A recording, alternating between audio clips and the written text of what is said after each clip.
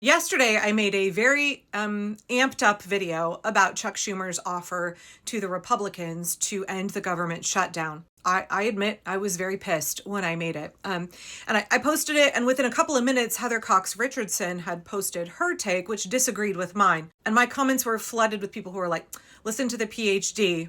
She has a different take than you. I disagree with what you're saying here. So I went and watched Heather's video. And I was like, okay, she makes some good points here. I'm not sure that I necessarily agree with everything that she's saying, but I'm going to take my video down and try and add additional context. Well, today I have that additional context, and I would like to share it with you. Because honestly, I probably shouldn't have taken down my original video. And even though I have the utmost respect for Heather Cox Richardson, I shouldn't have knee-jerk deferred to her opinion. The additional context that I would like to add is from my Congresswoman Maxine Dexter from her town hall this morning at Roosevelt High School. And I'm going to make a whole series of videos today on that town hall, because let me tell you, Maxine was cooking.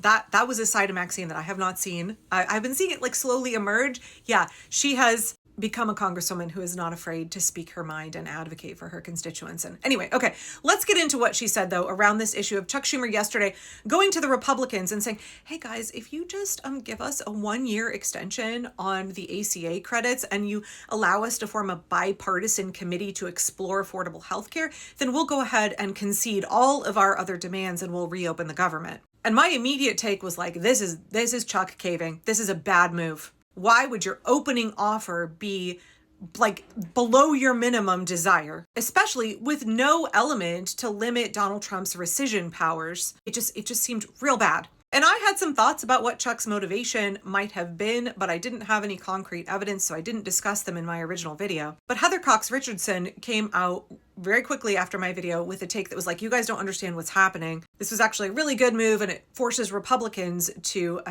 say that they won't reopen the government after Democrats made a very reasonable ask, and that it would make sense to have the Republicans even accept the Democrats' offer and restore ACA coverage for 1 year, and that will get us to the midterms. And a lot of people in my comments agreed with Heather. And when I watched her video, I was like, you make some good points here, but I don't necessarily agree that you know Chuck Schumer's motivation. I'm always somebody who is striving to apply Occam's razor in every situation. Chuck Schumer is a known quantity.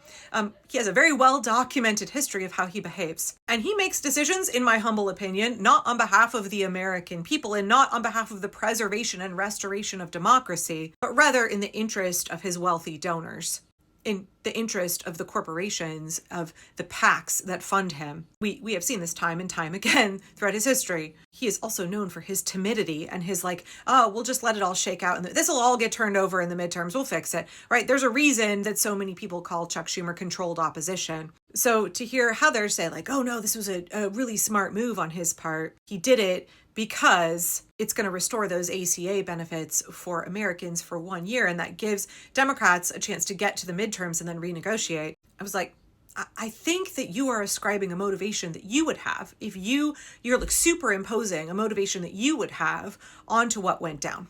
And since I didn't say it in my initial video, I will say it here. I think it is far more likely that Chuck Schumer was concerned about air travel for the holidays. Gosh, y'all, we have tremendous corporate welfare for our airlines.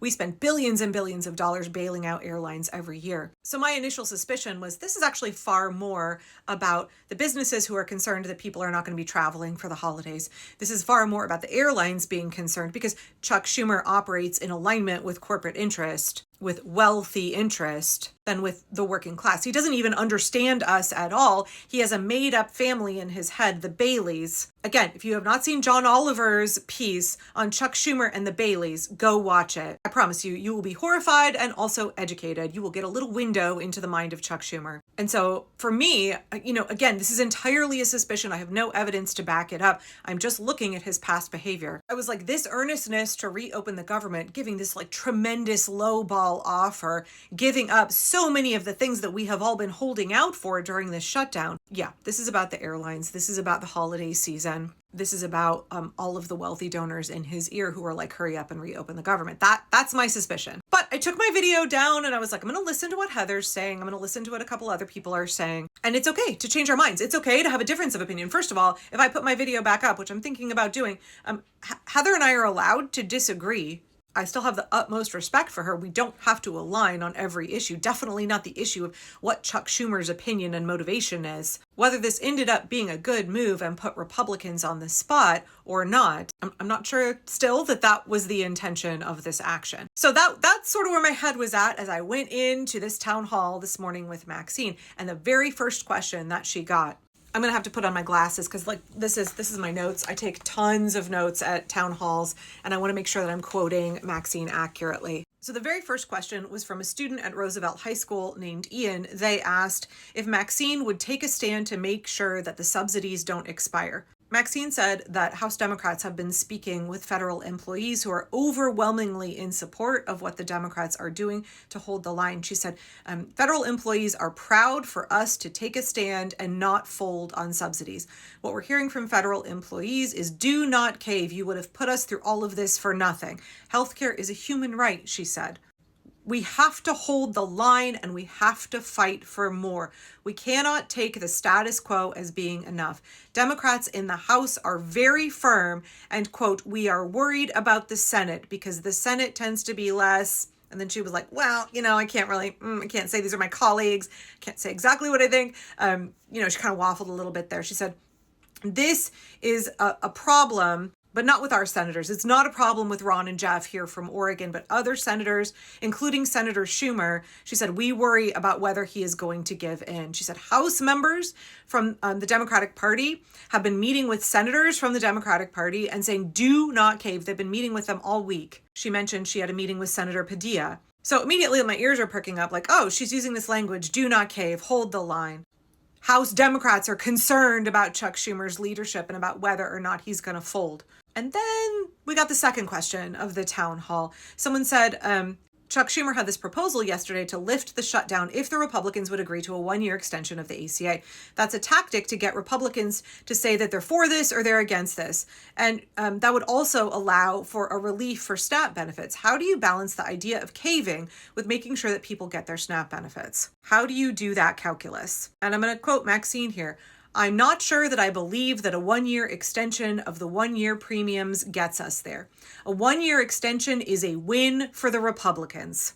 I typed in my notes at this point, Jesus, I feel vindicated. She said that Republicans win if we extend the ACA by 1 year because it is Republicans' constituents who are using ACA and SNAP at a greater percentage. It makes the Republicans look like heroes. She said the settlement of giving in to a one-year extension of the ACA would help Republicans the most. It would give them a boost going into the midterms. She said, quote, I feel very strongly that a one-year extension is ridiculous and ineffective at getting the people the health care that they need. Schumer thinks it's all we can get. She said that Democrats in Congress met early in September and they were discussing all of this. And at that time, they all agreed that a one-year extension was nowhere near enough. She said, otherwise, what's going to happen is going into the midterms, Republicans are going to say, if they get this one-year extension, we saved healthcare. Maxine said that Democrats in Congress wanted at least a 2-year extension. That was the bottom of the barrel. That was the minimum they should have been asking for. She called Chuck's offer yesterday of a one-year extension paltry. She also went on to say this is a healthcare disaster and that Chuck's offer was not enough. They have nowhere to negotiate from that point. But even worse than that, this is what I was saying about rescissions yesterday.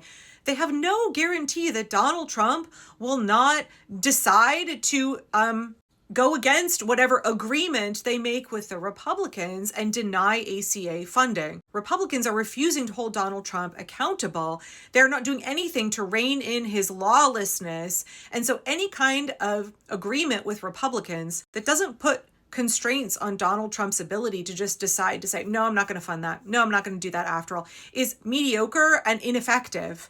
So we're hearing from House Democrats that they are concerned about Chuck Schumer and the Senate Democrats folding. They're concerned that this one-year offer was not going to be good for the American people. She said it was not politically strategic. It was not a good political move for Democrats to make this offer. And if Republicans had accepted it, it would have benefited them going into the midterms and still not given the people what they need. It would not be doing right by the American people and it would not be politically savvy. So to hear that from my congresswoman who is on the ground having these conversations, I'm sorry, I think in this instance, I disagree with Heather. We have Chuck once again working in the interest of corporations in a way that ultimately is going to harm democracy and the American people.